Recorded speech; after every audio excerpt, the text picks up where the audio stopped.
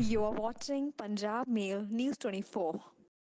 हरि ओम नारायण हरि ओम नारायण हरि ओम नारायण हरि ओम नारायण हो नारायण नारायण नारायण नारायण हरि हरि हरि हरि ओम हरि हरि ने कहा श्रेया द्रव्यमयात यज्ञाद ज्ञान यज्ञ परंतप सर्वम कर्माखिलम पार्थ ज्ञाने परे समाप्यते।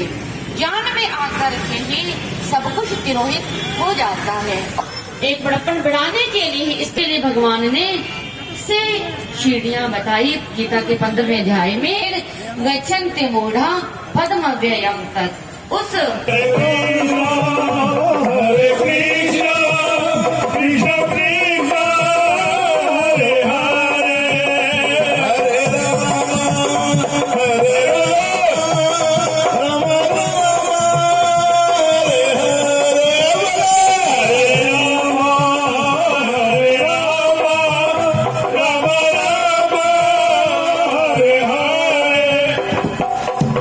करुणा सागर मुरली मनोहर करुणा सागर मुरली मनोहर करुणा सागर मुरली मनोहर करुणा सागर मुरली मनोहर करुणा सागर मुरली मनोहर करुणा सागर जय गोवर्धन भजे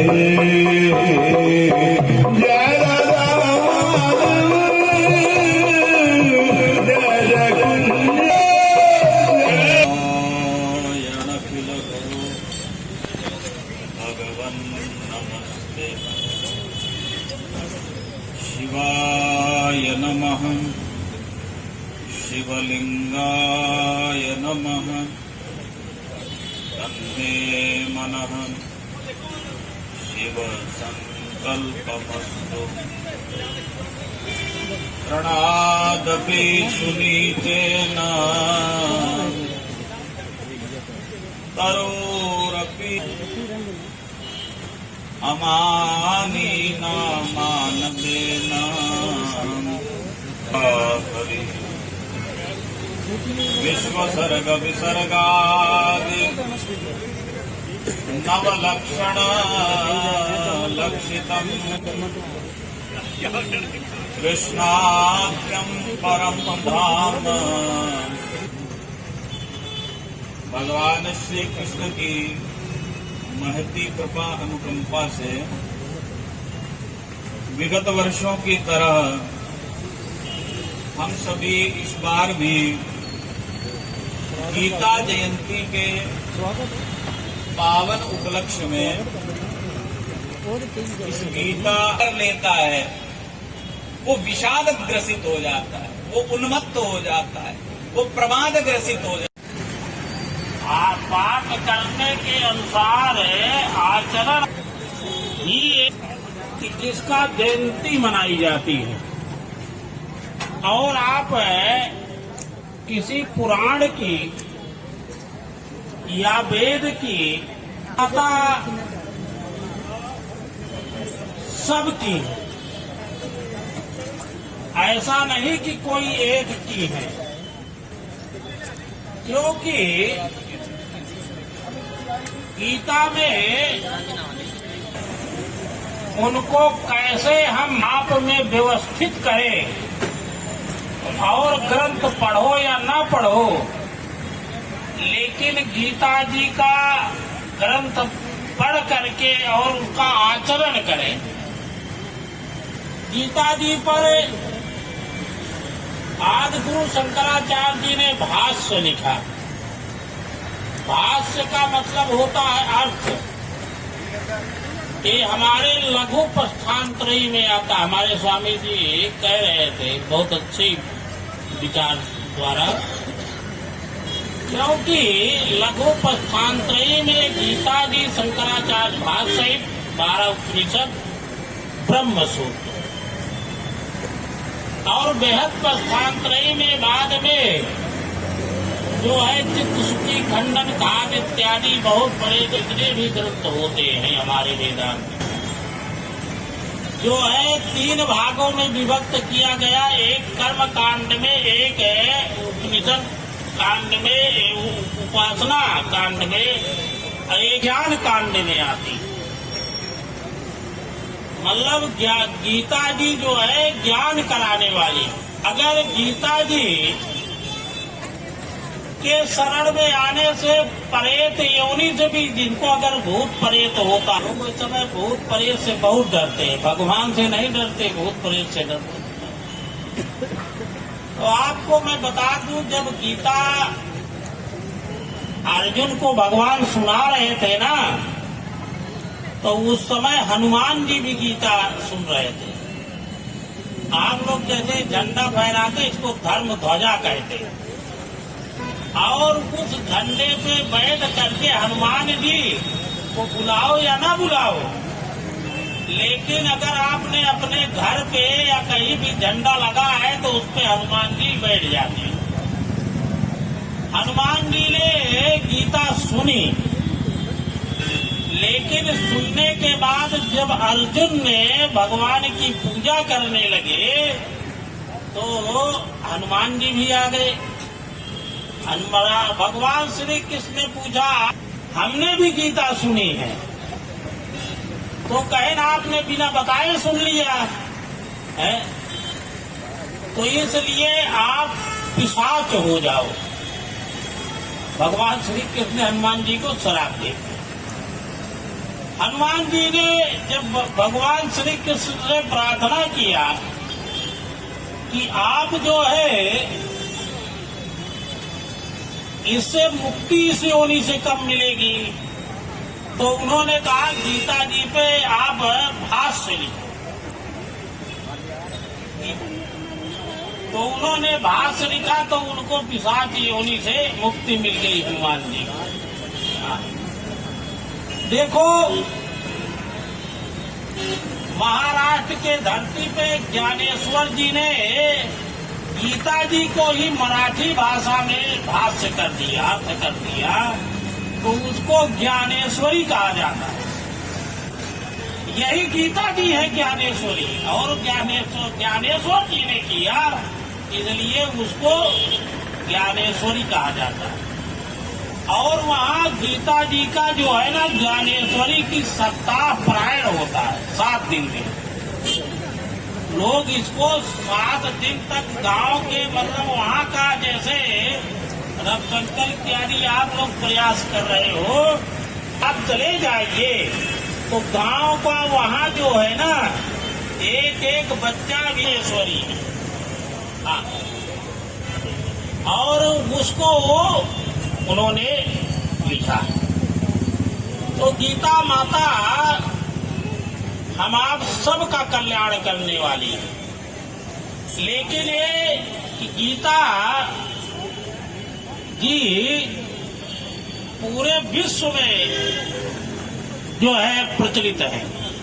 कि भूभाग को बांट नहीं देंगे तब तक वो बांटा नहीं जाएगा, माना जाएगा, समझे? इसीलिए बार बार क्योंकि गीता जो है कोई ये अक्षर नहीं है, गीता स्वयं साक्षात, मैंने आपको बताया, ब्रह्म सच्चिदानंद भगवान श्री कृष्ण स्वरूप है। भाई अगर आप गुरु ग्रंथ के शब्द को गुरु मान रहे हो तो वैसे ही ये भी आप नारायण श्री कृष्ण स्वरूप का कैसी वाणी को ज्ञान देंगे। प्रेम से बोलिए गीता माता की, प्राणियों में भागला हो, विश्व का कल्याण हो, हर हर। बीच में अनिल सज्जन जी, और आप इधर में ईश्वर का वास है। ईश्वर सर्वभूतानां हृदय, ईश्वर कहाँ है? आप इधर में है। तो एक शब्द तो अगर दुनिया समझ जाए ईश्वर कहाँ है, वो दिल में है। सबसे हरिजा में सर्वत्र बनाना, इतनी बात नहीं समझ जाए गीता का साथ है। गीता को प्यार से अगर लगाओ तो गीता ज्ञान हो जाएगा। गीता ज्ञान गीता ज्ञान होता है क्योंकि वो स्वयं भगवान के हैं। तो मैं आए हुए सब लोगों का धन्यवाद करता हूँ और काबिलियत खालसा की बुद्धि जाने को बहुत बहुत धन्यवाद है। इनका थोड़ी देर बड़ा प्रभाव है। तो निवेदन ये है कि आप घर में गीता का पाठ रखें। सारे मंदिरों में गीता का पाठ होना चाहिए, विद्यालयों के होना चाहिए। सारे विश्व पूरे बांके बिहारी दान की जय। पापी से पापी व्यक्ति के इस महान अवसर पर मैं आए हुए संतों का हृदय से आभार व्यक्त करता हूं, जिन्होंने समय निकाला और बड़े ही कम समय में आप सबको श्रीमद् भगवत गीता जी के ज्ञान से पवित्र किया।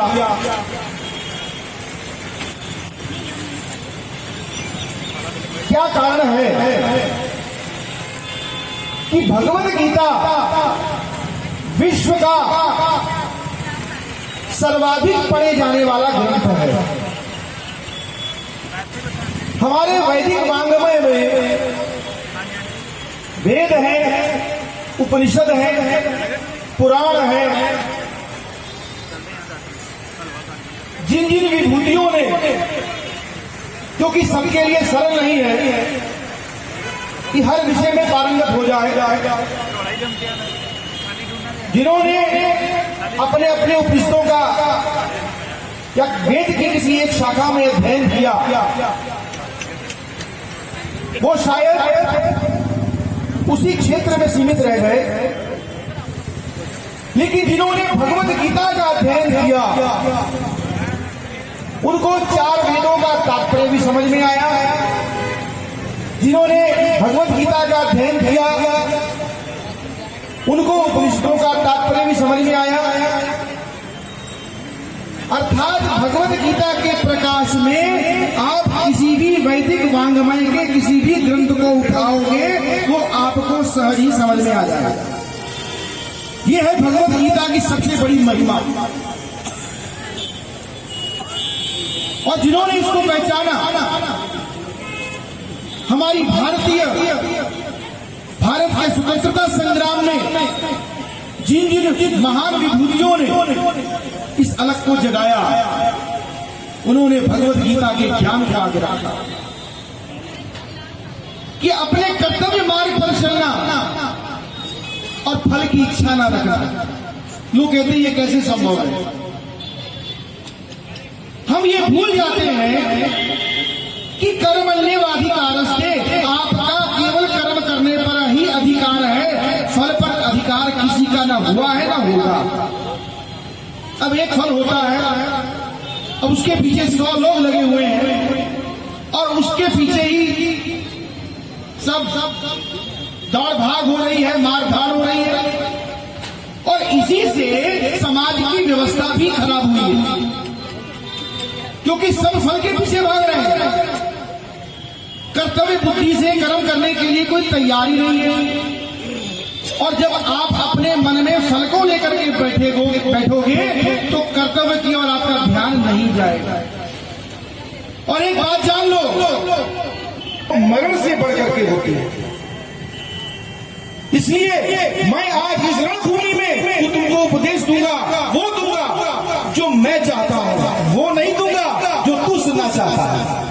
इसी योग है, भगवान कहते हैं कि इमं विवस्वते योगम प्रोक्तवान हम अव्ययम। मैंने इस अविनाशी योग को सृष्टि के आदिकाल में सूर्य से कहा, सूर्य ने अपने पुत्र मनु से कहा, मनु ने अपने पुत्र इक्ष्वाकु से कहा। तो अर्जुन के मन में संशय आया कि आपका जन्म तो अभी का है, मैं कैसे मानूं कि सृष्टि के आदिकाल में आपने सूर्य को उपदेश दिया था। तो भगवान कहते हैं कि बहूनि में व्यतीतानि जन्मानि तव चार्जुन तान्यम वेद सर्वाणि न त्वं वेत्त परं तप। मेरे तुम्हारे बहुत से जन्म हो चुके हैं। देखिए इस सिद्धांत को केवल वैदिक सनातन धर्म इसकी पुष्टि करता है कि जीव का बार बार जन्म होता है और बार बार उसका मरण होता है। वांसा सगणानि यथा विहाय नवानि गृह्णाति नरोपराणि तथा शरीरानि विहाय जीर्णा निन्यानि संयाति नवानि देहि। और संपूर्ण विश्व अभी सोच ही रहा है कि ये मानव जीवन मिला है, इससे आगे क्या। हम तो अपना भूत भी जानते हैं, अपना भविष्य भी जानते हैं, क्योंकि भगवत गीता का ज्ञान हमारे पास है। हम अपने कर्म को भी जानते हैं और कर्म के परिणाम को भी जानते हैं। कारण यह है कि जिन्होंने अधर्म पूर्वक कार्य किया तो संसार से नष्ट हो गए, आज उनका नाम किसी गिनती में नहीं है। और जिन्होंने धर्म मार्ग पर कार्य किया, भगवान धर्म किसको कहा? अद्वेष्टा सर्वभूतानां मैत्रः करुणैवच, जो सब में द्वेष भाव से रहित है, जो सबका मित्र है, जिसके हृदय में सबके प्रति करुणा है। यो मत सभी प्रिय, ऐसा भक्त मुझको प्रिय है।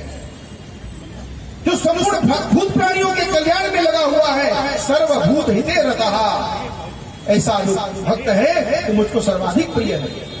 इस संसार में अगर करुणा समाप्त हो जाए तो धर्म समाप्त हो जाएगा।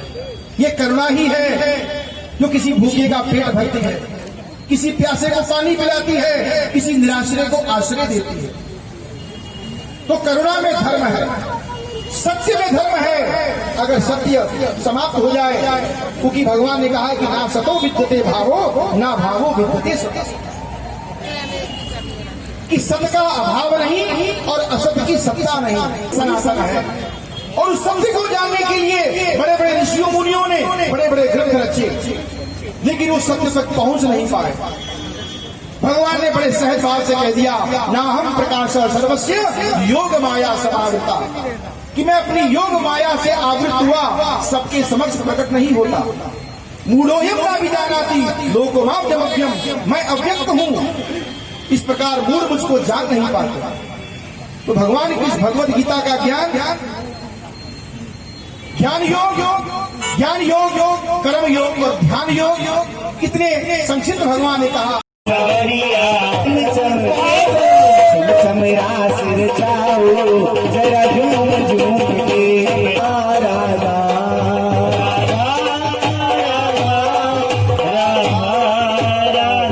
लाडली राधा राधा